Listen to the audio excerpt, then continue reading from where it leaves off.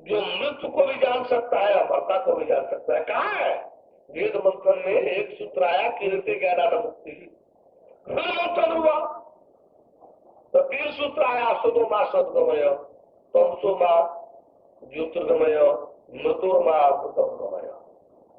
आगे पहला सूत्र क्या है कि ज्ञान के बिना किसी को मुक्ति नहीं मिल सकती। दूसरा क्या है कि असत्य नहीं, सत्य की ओर चले, अंधकार नहीं, ज्योत की ओर चले, मृत्यु नहीं, अमरता की ओर चले। ये तो आप लोगों के लिए एक सूत्र है जीवन का। तो पुनर्जन्म होता है कि नहीं होता है, ये तो हमको मक्खियों मच्छरों में दिखाई देता है पुनर्जन्म की स्थिति। क्यों नहीं, इसी से सुने है कि लोग कहते हैं कोई अंधा हो जाता है, कोई बहरा हो जाता है, कोई लंगड़ा लूज हो जाता है। लोग कहते हैं कि इनका जो है पूर्व जन्म का कमाई है। तो आता है यहाँ, तो वो कौन ऐसा कर्म करे, कौन ऐसा ज्ञान सब सीख ले, जान जाए कि उसको वापस नहीं आना है, फिर भगवान के दरबार में दरबार ही में रह जाना। बस 12 दिन में क्लास यही करके देख लीजिए, 12 दिन में क्लास यही करके देख लीजिए, तो सब जानकारी मिल रही कि नहीं मिल रही है।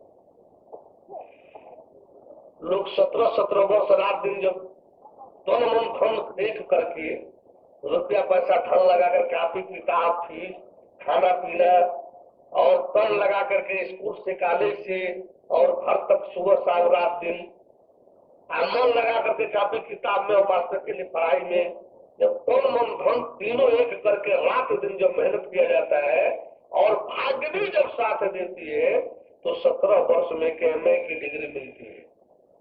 MA MSc M.Com जो भी डिग्री ले तो मास्टर डिग्री मिलती है। उसमें भी उस 17 वर्ष की डिग्री में ऐसी क्षमता शक्ति नहीं है कि आपको फर्स्ट क्लास भी आवे तो अपने स्कूल कॉलेज को चुनौती दे सके, इस विषय का मैं सर्वोच्च जानकार हूँ, इस विषय का मैं पूर्ण जानकार हूँ। लेकिन इस 12 दिन का ज्ञान और इस 12 दिन के ज्ञान के बाद आपको पूरे ब्रह्मांडों को चुनौती देने की छूट दी जाएगी कि आप जाइए और ऐलान कीजिए तो यह जो ज्ञान मेरे से युक्त है, जो ज्ञान मेरे को मिला है, ये ब्रह्मांड का सर्वोच्च है, सर्वश्रेष्ठ है, परम सत्य है, पूर्ण है और कहीं भी झुक कर जब आएंगे उसकी सारी जिम्मेदारी हमारी है। इस 12 दिन के ज्ञान में इतनी क्षमता शक्ति कैपेसिटी आती है। तो कौन सा जानकारी है कि ये सब हो जाएगा, तो 12 दिन को जानकारी में पूछना ही है। अब तो शुरू है, इस 12 दिन में भाग लेकर देख ले, जो शेष बचेगा। या तो विषय ऐसा है कि ज्ञानम तेहम स्विज्ञानम एकदम वक्षान शेषता। हे अर्जुन, तुझे इस ज्ञान को विज्ञान सहित ऐसा जनाऊंगा कि जान लेने के बाद कुछ भी जानने में कोशिश नहीं रह जाएगा। यदि 8 तारीख के बाद 9 नवंबर को आप लोगों को कुछ भी जानना शेष रह जाए, कर्म क्या है, धर्म क्या है, योग क्या है, ज्ञान क्या है, स्वाध्याय क्या है, शरीर क्या है, जीव क्या है, ईश्वर क्या है, परमेश्वर क्या है, घर परिवार संसार क्या है, कुछ भी जानना शेष रह जाए तो 9 तारीख को आपसे पूछ लीजिएगा। जिस तरह से बाजा गाजा के साथ आया हूँ, ये तो नहीं कहूंगा कि हमको बाजा गाजा के साथ विदा कीजिए आप लोग, लेकिन हल्ला करते हुए जरूर जाऊंगा। शरीर सच्चाई का ईमान से और कुछ नहीं तो अरे भगवान के जयकार मनाते हुए और लहरा देंगे, फहरा देंगे, तब तो ज्ञान का झंडा हर जगह जगह फहरा देंगे, भगवान का झंडा इस दादा के और आनंद के और मस्ती के साथ जाएंगे। दिन में आए हैं और दिन में जाएंगे, करके देख लीजिए। और कोई भाई बंधु और कुछ आइए भाई, कुछ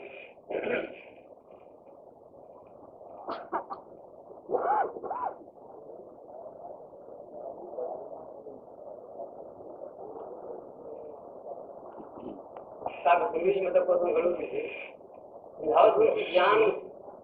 ज्ञान का फल छिपाने का रहा।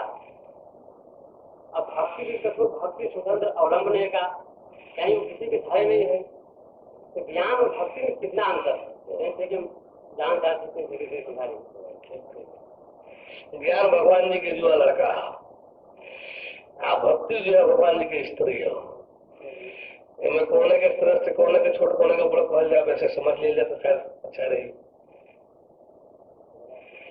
ज्ञान भगवान जी की जेठ लड़का, भक्ति जो है तो भगवान जी की स्त्री है। कोने के छोटे कोने के बड़ा कहल जाए। ये मतलब बड़ भाई तो वो स्त्री बड़ी बड़ हो गई। आप मतलब बताओ जो हम तो समझ जब आप हम पहले वही तो बताओ, आप बताओ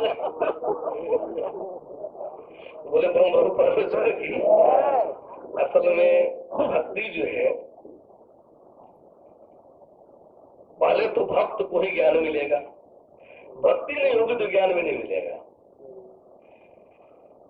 भक्ति नहीं होगी तो ज्ञान नहीं मिलेगा, और ज्ञान मिलेगा तो फिर भक्ति नहीं कर रहेगी तो ज्ञान रहेगा भी नहीं। भक्ति के बगैर ज्ञान मिलेगा भी नहीं। ज्ञान मिलने पर भी यदि भक्ति सेवा नहीं रहेगी तो ज्ञान रुकेगा नहीं। यानी दो तरह का भक्ति है, एक जिज्ञासु की भक्ति और एक ज्ञानी की भक्ति। वैसे तो भक्ति चार प्रकार की कही गई है, अर्थार्थी की, अर्थ की, जिज्ञासु की और ज्ञानी की। तो वैसे तो भक्ति को छात्र से उच्च कहा गया है, गीता में भी है और भी है, लेकिन हम तो चलो ये हमारे साथ थोड़ा समय लगा हुआ है खंडन मंडन, इसमें दो भक्ति को हम निंदनीय समझते हैं। अर्थार्थी वाली और अर्थ वाली जो भक्ति है हम इसको निंदनीय समझते हैं। कृष्ण जी तो चारों को अच्छा कहे हैं, लेकिन हम दो को अच्छा नहीं समझते। दो जो पीछे वाली है, इन दोनों को जो है हम चाहे जितना वंदना कीजिए अच्छा है, ये वंदनीयता से युक्त है। जिज्ञासु की भक्ति और ज्ञानी की भक्ति। जिज्ञासु माने भगवान खोजने वाले की भक्ति। क्यों डर लग रहा है क्या कि हम सब मोहित कर लेंगे, नीचे से करके ऐसा तो नहीं सुन रहे हैं, हम नीचे से करके सुन रहे हैं। तो कुछ लगता है ना कि मैं कहते हुए जो उनकी तरफ देखेगा ना तो सम्मोहित कर लेंगे, हिप्नोटाइज कर लेंगे, तो मुंह नीचे करके ऊपर बात करते रहते हैं। परमेश्वर की हम इसलिए ऐसा होते हैं कि वक्ता श्रोता को, श्रोता वक्ता को आमने सामने सच गिनानी चाहिए। कभी भी वक्ता श्रोता वक्ता जो होता है वो फेस टू फेस बात नहीं करेगा तो बात कैसे नहीं हो पाएगी। तो इसलिए हम लोग दिए, और ऐसा लोग कहते रहते हैं जहाँ जीव परमेश्वर जहाँ भगवान ने सुनिश्चित समय घोषित करके चुनौती देकर के दिखा दिया जा रहा है, और उसको कहा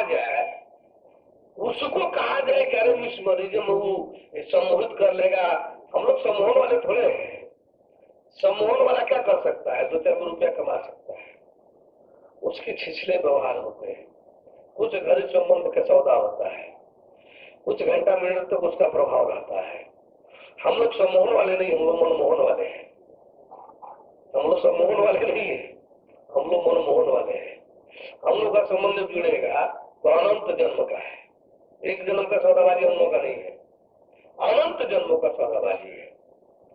इसलिए जो है इसमें डरने की कोई जरूरत नहीं है, छिपाने की भी जरूरत नहीं है। यानी यदि संत का महात्मा को करके कुछ समझ रहे हो तो लिखा है कि संत के कि मुख देखत पाठक हरे वर्षत कर्म मिलाए, आ वचन सुनत मनमोह तो पूरा भाग मिला है। हम मुख देखत पाठक हरे, मुंह लड़का करके और तकले न दिखाई न जाए, ऐसे ऐसे देखा जाए तो क्या कहा जाएगा। तो इसलिए कोई बात नहीं है, वो डरिए नहीं।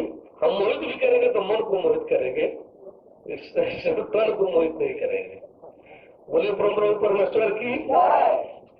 इस तरह से जो है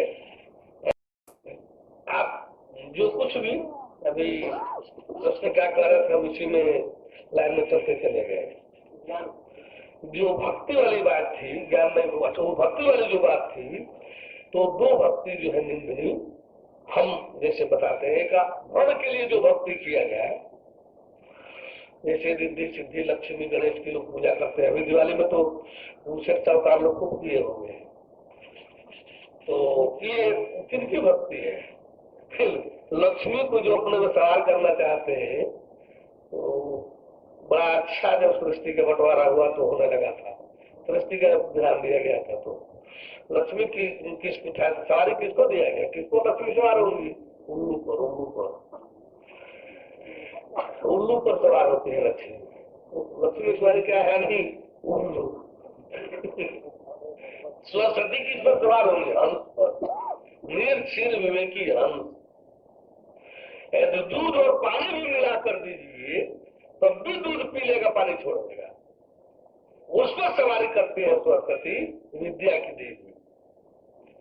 और दान की देवी लक्ष्मी किस पर सवारी करती है? उल्लू पर। नहीं, और वही सती किस पर? शक्ति किस पर सवारी करती है? बाघ पर। बाघ पर सवारी करती है। जो आवे सब पा जाए वैसा है।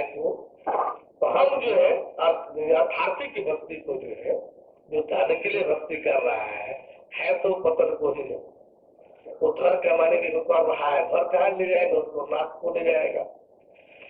धन यदि वास्तव में धर्म के लिए नहीं है तो दूसरा क्या गति उसकी है ना? तीन धर्म की तीन गति, धन की तीन गति, धर्म भोग और नाश।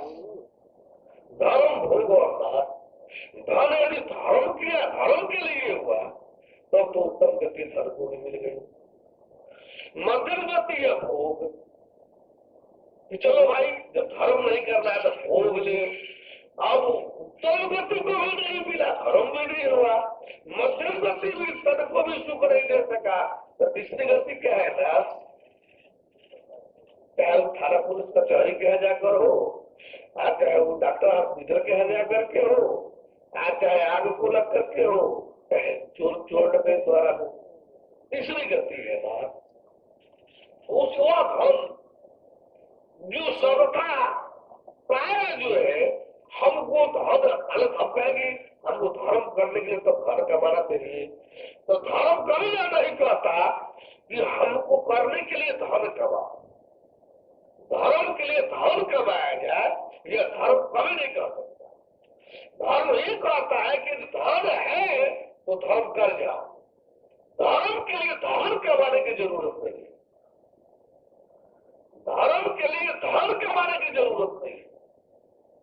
यदि धन है तो उसे धर्म में लगा दो, नहीं है तो जो तद है इसको धर्म में लगा दो। ये तो धन और सत्तानुसार वो अपने मर्यादा के लिए पीछे पीछे है। तो इस तरह से जो है अर्थार्थी और हमको बेटा हो जाता, हमारा दुख बीमारी भाग जाता, हमारा भूतहर्ष हुआ है खत्म हो जाता। इस आर्थिक भाव से यदि कोई कहीं पूजा करता हो, भक्ति करता हो तो अभी जिंदगी है हमारी समझ से। क्यों भाई? जो शरीर भगवान की है, हमको हम यह तत्व ठीक होने की जो चिंता कर रहे हैं, नहीं हम इसको शुद्ध चला पा रहे हैं, तो जिसका है उसको वापस कर दें। भगवान क्या भगवान को वापस कर सकता है कि भैया हमको ये शरीर नहीं चला पा रहे हैं, आपके यहाँ पर इसको वापस दे दीजिए, और कोई बाप ही जो होकर के इसको चला रहे, तो जिसका है उसको वापस कर दीजिए। इसके चक्कर में क्यों कर रहे हैं? इधर उधर को बता रहे हैं। जिज्ञासु की भक्ति, जिसको संसार में कुछ नहीं चाहिए, केवल भगवान चाहिए अथवा केवल मोक्ष चाहिए और संसार में कुछ नहीं चाहिए, इस भाव से जो चल रहा है खोजने के लिए, उसे जिज्ञासु कहते हैं। इस भक्ति की उत्तम श्रेणी कही जाएगी। क्यों? कोई जरूरी नहीं कि कोई भगवान को पा लिया हो, खोजे हो सकते हैं सब भगवान पाने